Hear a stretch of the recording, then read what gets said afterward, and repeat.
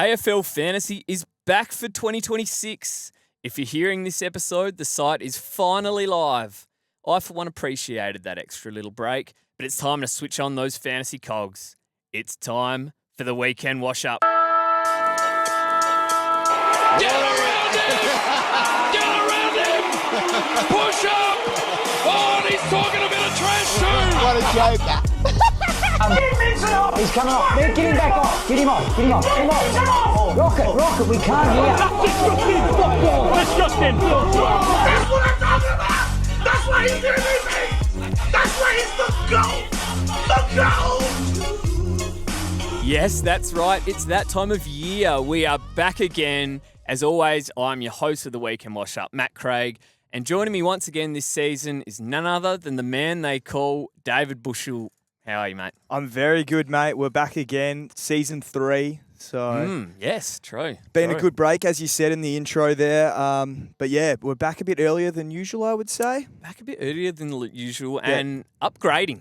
Yes. Continually upgrading. Now the washing machine will be missed. Yeah. Maybe we need to find a way to, I don't know, bring it in here somehow. Yeah, that'd be a big task. We'll figure something out. But shout out to the Market Bull for letting us borrow their studio. Yeah, that's awesome. For recording this year. So hopefully we're sounding crisp and looking as good as it can make us. So look, it's exciting times. I'm ready to get into it. Yeah, I'm so keen. We've ticked over into 2026. I'm ready to fire it up. Yeah, absolutely. We've got plenty planned this preseason. So keep an eye out. We'll do a cover of the forwards, the mids and the backs. We'll talk some game theory, some strategies. Yeah. We'll talk buys. So we've got plenty to go before we even get into the preseason itself. So we're going to chat rookies as well. Oh, absolutely. Yeah, we'll get someone to come on, I think, and help us out because we probably won't be chatting rookies, but let me tell you, so no. There's at least there's some acknowledgement that I'm not the man you want to go to for rookies. Last year, honestly, it was a fucking disgrace from me. It was a complete disaster. It ruined my year. Didn't you trade out Lawler right on the dot? I reckon I did as well. Yeah, I didn't have him. He didn't light the world on fire, but he was still a no-brainer. So anyway, we'll get some help there. And I'm looking forward to it all. Now today, going to keep it nice and simple. Just go over some of the rule changes both in AFL Fantasy itself on the website, in draft, and then the actual rule changes in AFL. Yeah. And look, we'll try and make it as exciting as possible and hopefully not drag it on too long. But I think there will be some effects, we'll see, in some scoring this year. Yeah. So anyway, quickly with the new site. So triple, and this is mainly draft that most of the changes are. But in Classic, we've got a few little details. Triple position players. Yes. Which, look, it sounds cool. Yeah. Will it make a huge difference? Probably not. Yeah. But you still get your guys like Sheasel that, might have gone defender mid forward.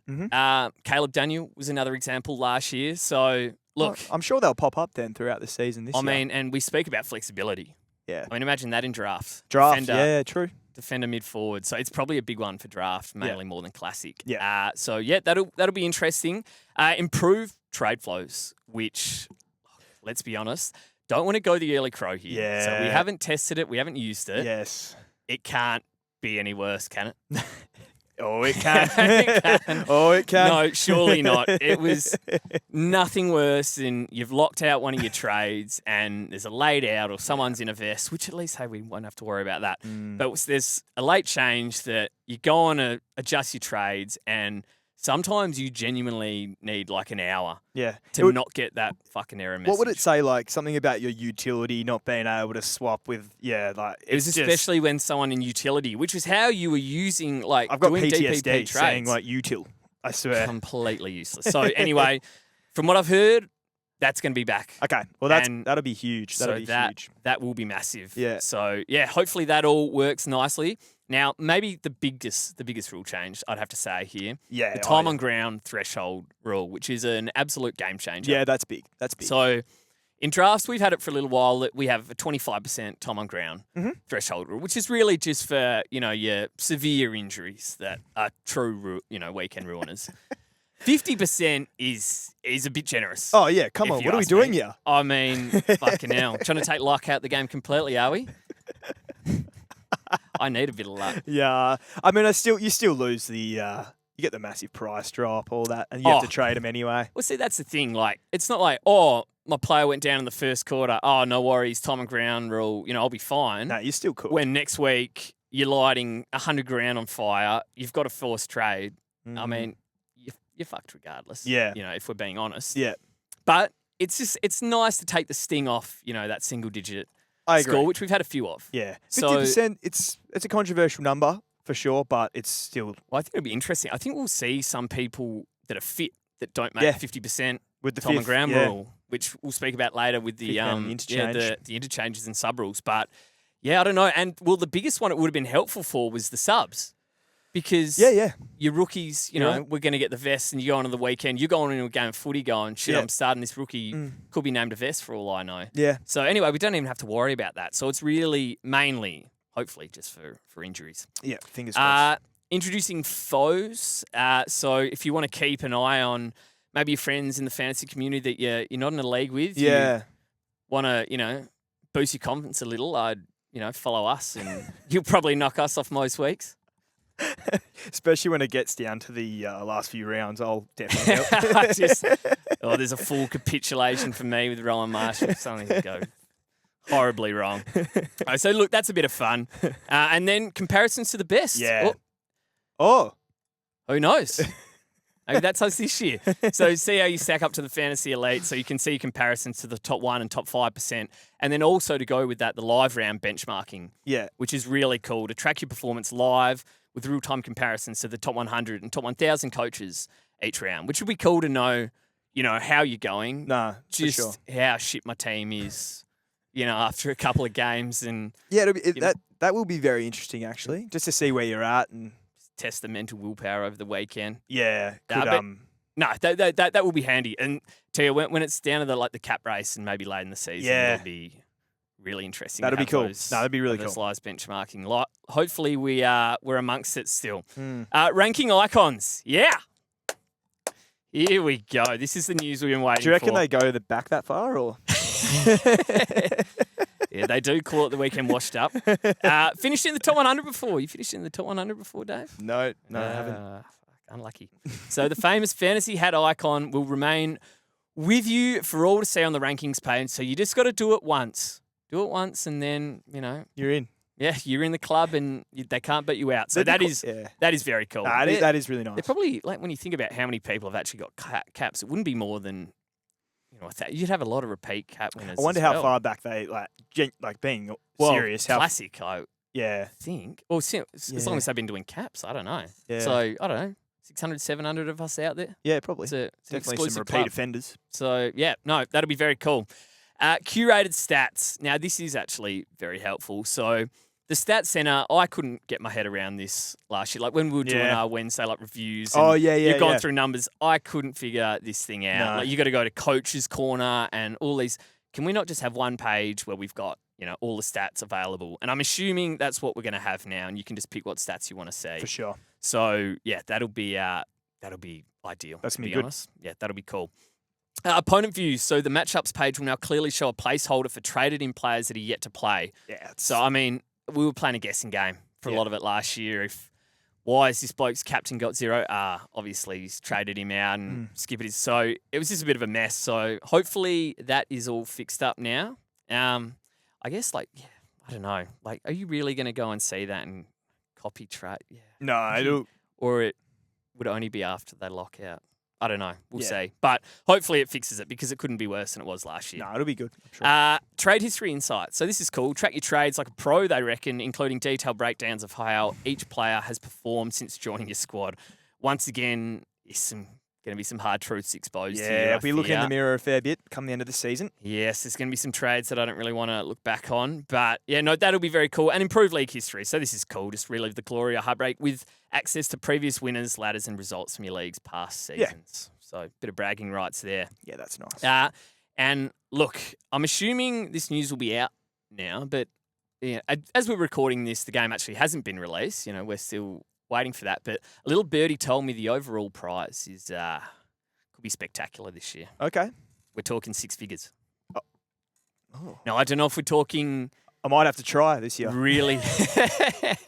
Yeah, fucking Hilux. Don't need one of them.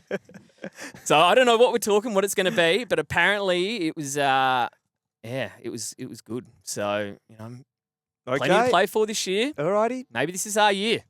Time to lock in, mate. Yeah.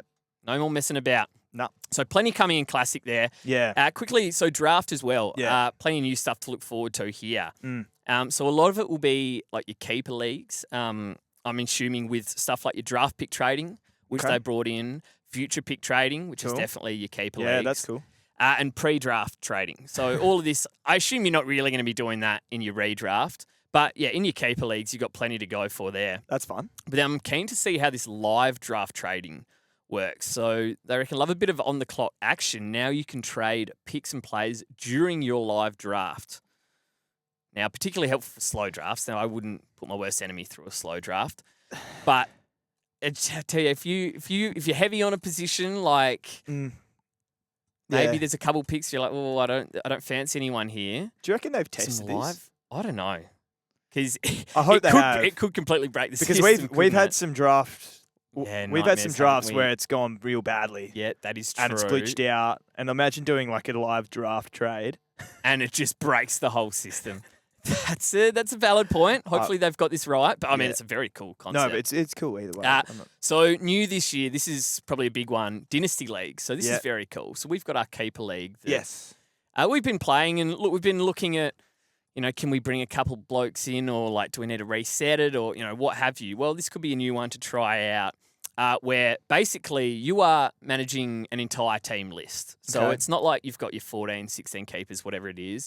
It's you have your draft day and you get your 30-man team list and that is it. Mm. That is your squad. So you don't get to pick anyone up during the year. You don't get to pick up anyone during the year. I believe. I don't know. Maybe there's a free You agent. must be able but to.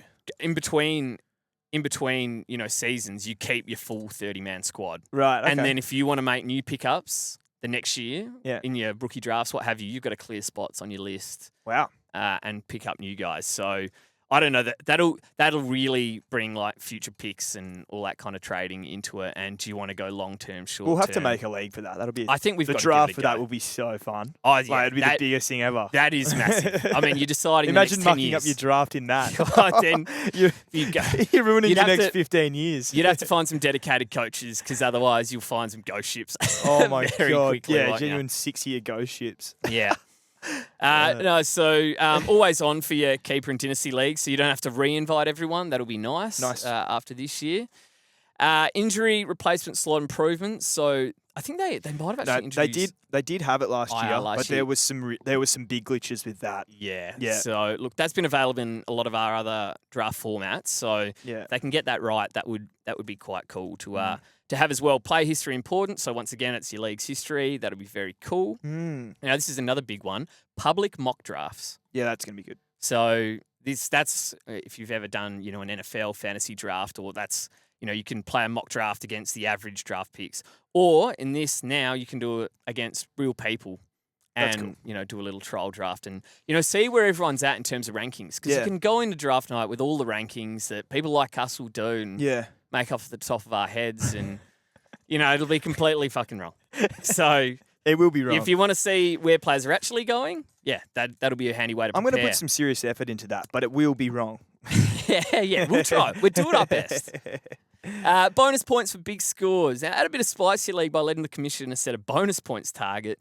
So for our league, it probably a 1,600 was deemed a massive score. Yeah, okay. Could be a cool little thing if you want to add it, but definitely not a cool thing here. Drop your lowest score setting. Oh, They've it's hit down cowardly. the bottom. I mean, what kind of leagues are we running That's here? not right. What if someone has a stinker, you just get to drop him off, not worry about it. Yeah, the game's gone soft.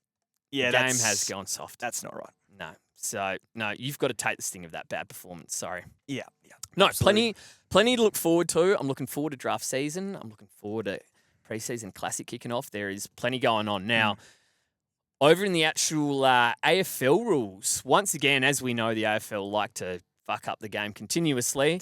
And once again, they're having a good crack at it. So Yeah. I think there is some cool rules that will improve the game this year. There's plenty of Yeah. rule changes, some that will affect fantasy. So take us through some of those, Dave. Yeah, cool. So I guess the main, it is the main one is the fifth sub.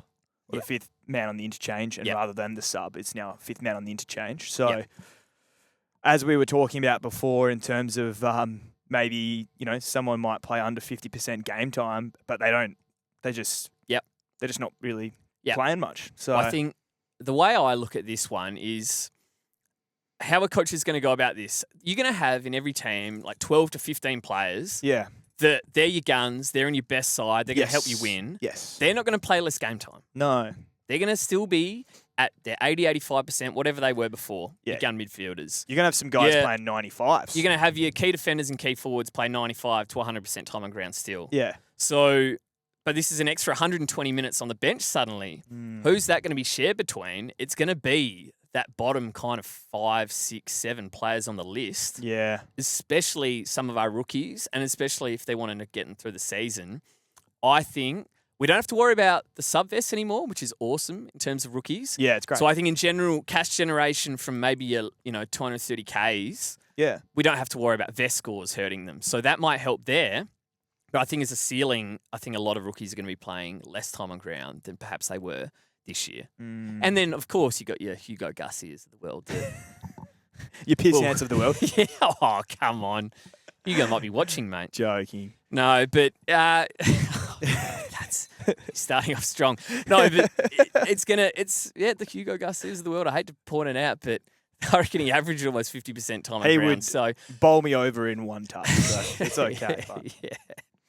No, so they're the ones that might, really hurt from this rule as well. So yeah, no, you're right. I guess, the upside is they might, get subbed off with the 50% rule. So, I don't know. Who knows how it's going to go? I am sure we will see that. But yeah, no, I do think that will hurt your blokes on the edge of on the fringes. Yeah, Go that way. so that's obvious. That's the obvious one. We're just going to go through the list here. There's a goal square starting position, so that 6-6-6 rule. It's you don't have to stand in the goal square anymore. I don't think that'll affect anything. No. Last disposal is obviously a big one. So a free kick will now be awarded when the ball crosses the line from a disposal between the arcs. Bringing the men's game in line with AFLW's lasso rule. The SAMFL also operated it. So, so if a player blocks an opponent or doesn't play the ball before it crosses the line, a normal boundary throw-in will occur instead of a last disposal free kick. So, Okay. that's what the SAMFL do. So, Okay. Yeah, because when I first heard this rule, it was like, holy shit, this is massive. This Yeah. will change the game. Yeah. Like, it's last disposal. When you hear that, you think, oh, shit, there's going to be like way less boundary throw-ins. But then you think about, well, firstly, it has to be within the 50-metre arcs. yeah, So if it happens at either end of the ground, the defensive or forward 50, it's not a free kick. yes, And then it has to actually be a disposal. yes. So not just the ball, getting spoiled out of play or last touch. Well, it's not last touch. No, It's disposal. last disposal. Yeah, And if you dispose of it cleanly straight out of bounds, a lot of the time last year it was insufficient intent anyway. So I guess, and then there's still going to be those ones where they handball it to the line and then they fumble it over. I mean, Yeah. I don't know. So what they said in there that there's supposedly going to be maybe 3 less boundary throw-ins. Yeah, so would the be query free from kicks now. Clubland has been, and fair enough, whether a last disposal rule would kill the ruck. So there still would have been 67 stoppages per game on average in 2025 based on the adapted numbers. Yeah. That would have brought it back in line with the AFL's 2023 and 2024 averages. So Yeah. Where and that Ruckman still dominated. absolutely dominated. So, yeah. I Should be wouldn't all good. overreact. Yep. No, I wouldn't overreact to that one. Yep, centre ball up contests. At all centre ball ups, competing rucks will now be unable to cross the centre line before engaging with their opposition ruck. This is born from a desire to see the jumping rucks return to the game. Yes. So, it should be interesting. I think the AFL's findings discovered that only 21% of centre bounce ruck contests had at least one ruck jumping in the 2025 season. In 2023, just 2 years ago, that number was at 63%. So, Yeah. I I actually think this one will be significant in terms of how the game is played. So Yeah. I actually saw a video of yeah. Jeff White kind of going through it. That seeing the footage last year of it was Cherry and Briggs going at it, where what you could do was if you ran past the ball and didn't look at the ball and bumped them, it would be a block. but you could kind of run past the ball while it's going up. Yeah, and look up. And then, kind of look and play it and just not give them a run up. So your Tom de Konings were never able to get a run up because you were just able to cross the centre and kind of block them off and cut them off. So that is going to completely change how it goes. So what you said, it was 21% where one ruckman jumped. Yeah. So almost every time, no ruckman jump Yeah. is what that's saying. Now you're going to, well, it's going to be basically 100% Yeah. are going to jump. If you can't cross the centre, Yeah, you got to jump. Yeah, you got to have a crack. So that completely is going to change how this is played. So I think now, the more I'm thinking about it, it will also affect midfielders just as much as your ruckman. So obviously you've got your jump, like your TDK would have to benefit from that in the centre bounces. And when you've got 20, 25, those a game, he could definitely pick up an extra 5 to 10 hit outs, through this for sure. I still think like your Max Gorns, even like your Cherries, they're still gonna be able to jump. They're gonna be able to jump through blokes. Yeah. Like they're still gonna be able to dominate and win hit outs. So I wouldn't think, it's just gonna be the Tim Englishes or TDKs that benefit from it, but they certainly should. And then, I think also for midfielders, you find a bit more ruck craft. a bit more ruck craft, a bit back to the days of like Nick Nat and Shuey, where they're getting clean exits from maybe less, repeat stoppages in the middle. We're going to have to see how it plays out. Yeah. But I do think that will change the game for the better. So definitely, though, your jumping rucks, they're high on the watch list in pre-season, though, because the AFL's helping them out. Yeah, cool. Yeah, that'll be good. A line kick-in time. So umpires currently, in 2025, umpires allowed reasonable time for a kick-in, which is deemed at around 12 seconds. However, reasonable time for a free kick or mark paid around the ground is deemed at 8 seconds. So from 2026 onwards, both of these will align to be 8 seconds. So basically, it just means you're going to get called for play on quicker hurry up from a kick out. So this one, do we have it confirmed of if they get called to play on while they're in the square, does that then count as a kick? Yeah, we never. On? Yeah, we didn't check that. Because if I that doesn't count, if that then doesn't, your blokes that are mucking around in the middle of the square, it doesn't matter. Might get caught out. Yeah, they might get caught out. But your Whitfields of the world, the guys that know what they're doing, just the guys that know how to play the game, they're going to be straight to the edge of the square. Yeah, even quicker. Yeah, now. so it's probably only not. got 8 It might seconds. change a So little bit, but it won't have. It's massive not impact. really going to impact most of them. But I don't know if they get called to play on when they're in the square, and if it counted, then that would count. But I don't think that. Yeah. And then next one's ruck nominations. So umpires can now restart play without a nominated ruck being present, bringing the men's game in line with AFLW rules. If there is no nomination or the nominated ruck is too far away, the play will be restarted immediately. The third man up is still outlawed. So if no rucks nominated or if the two nominated rucks are too far away, when players restarted, the ball will be thrown up and will have to hit the ground before play on is called. I mean, this is... Which I thought... I couldn't... we have recorded this episode. We're re-recording it. Had a malfunction. But I just could not wrap my head around this rule. Yeah. So you were telling me that if the rucks don't make it, it's not like they're going to say, all right, two blokes, nominate, quick, all right, we're going to throw it up. You two have gone up for it. No, we're going to throw the ball up and you have to wait for it to hit the ground before anyone can go get it. That would be farcical. It'd be so good. It's just it's going to be a straight pile on. Yeah. More probably. tackles? Yeah. I don't know. Diving on it, holding How the often ball? is that going to happen? I don't know. I've just the way I'm picturing it is very funny. I'm like, imagine last 30 seconds of the game, the rucks can't get there. They were playing behind Something the will ball. happen. And it'll be 'cause, classic. See, when the umpires are getting used to these new rules, It'll be it's good. going to be chaos. One ruckman's going to be like a bit off, and like the other, and you'll go, nah, fucking blow the whistle. I'm throwing this up, and it's got to hit the ground. Someone's going to hit it before it hits the ground and give away a free. It's going to be chaos. Now, it could help the fitter rucks because obviously you're going to want to get to more contests around the ground because I think the way they went about it before, they did use that as a way to take a breather. Yeah. They knew that the umpires were going to wait for them Yeah. and fucking You're right. lumber over and, Yeah. they go a kick behind the ball and then jog back. If they're not going to be able to do that this year, they will have to maybe think about where they're positioned. And, I mean, it's going to help the fitter rucks once again. Surely. For sure. Yeah. So, no, it's all pointing upwards for your Rowan Marshalls of the world. Yeah. Potentially. Yeah. Shrugging in the tackle, that's doesn't really affect fantasy, but yeah, shrug in a tackle will now be deemed prior opportunity. So I thought that was already a rule. So Yep. there you go. and then finally the stand rule. So Mm. there'll be a stronger enforcement of players being told to stand if they are inside the protected area. So now last year, if you were within 5 metres of a mark or a free kick when it is paid, deemed the protected area. Now you will be required to stand and can no longer reverse to being outside 5. Whereas last year, you could back off. I mean, last year it was like they almost binned the rule altogether. Yeah. Like the way they'd be telling you to stand and you're just backing off and it's play, like that was play on, was it? It was just bizarre. And it completely stopped. And it's like, this is where they'll bring in these new rules, and when it first comes in, it will have a massive impact. So we saw the stand rule that first year it came in. Oh, it had a huge impact. Jaden Short had like a fucking 170 in pre-season. We saw Jordan Clark dominate that year. Those run and gun defenders couldn't be stopped because teams were struggling to, be able to stop that while the guys are helpless there standing on the mark. But then obviously they figured out that, all right, well, your forwards, you've got to fucking tag this bloke and, stay with him.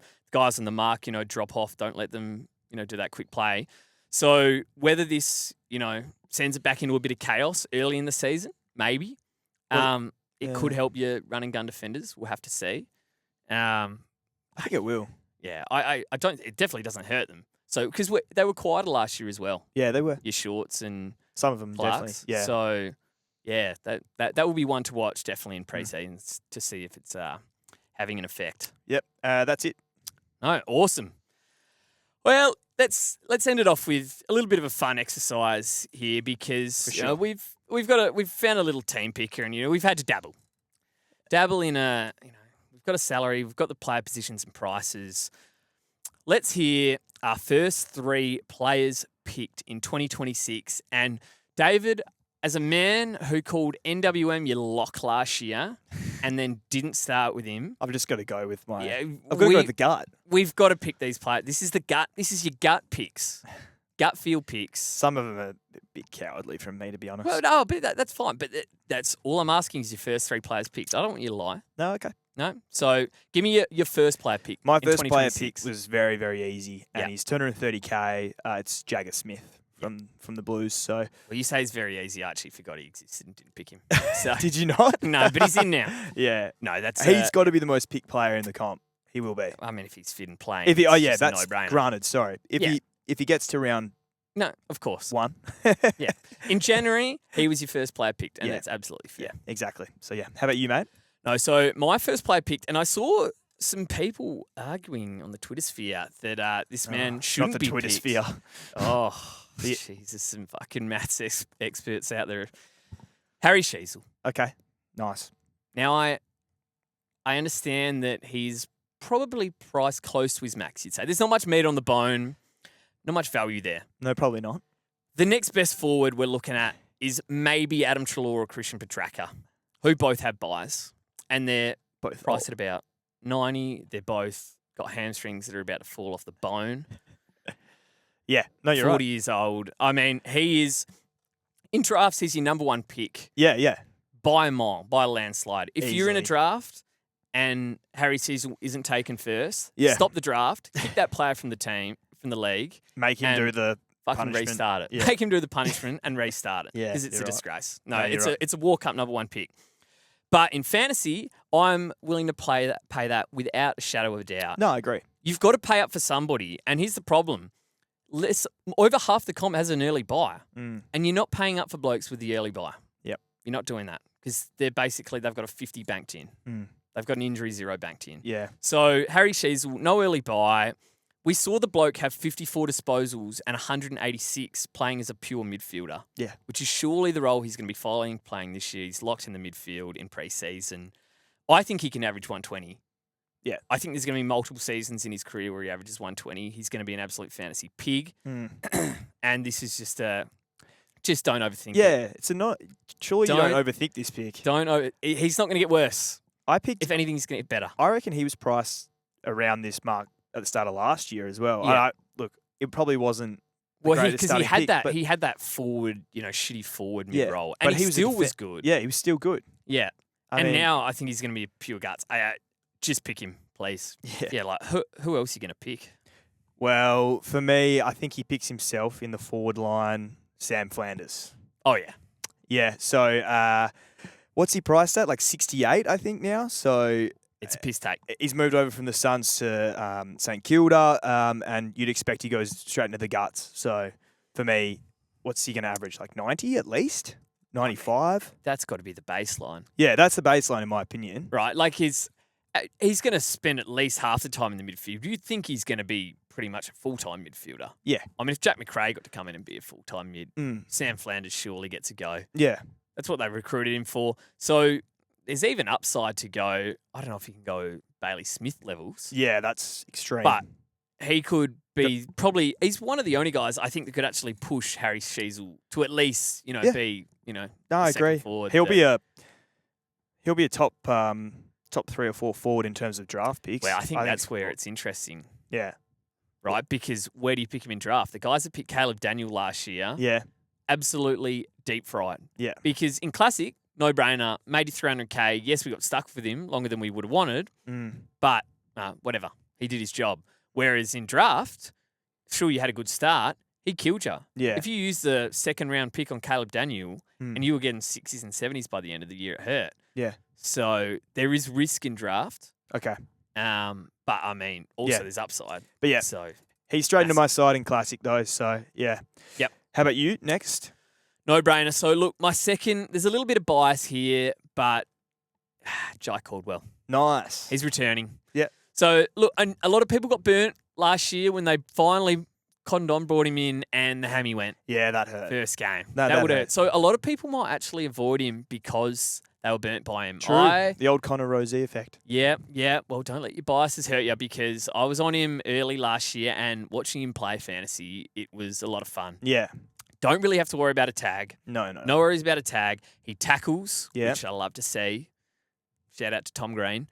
He marks. He spreads in transition. Yeah, and he's in the guts getting clearances. What he had a quarter where he had like 15 touches, and I remember it was like a record amount of clearances. I reckon that's what he added to his game.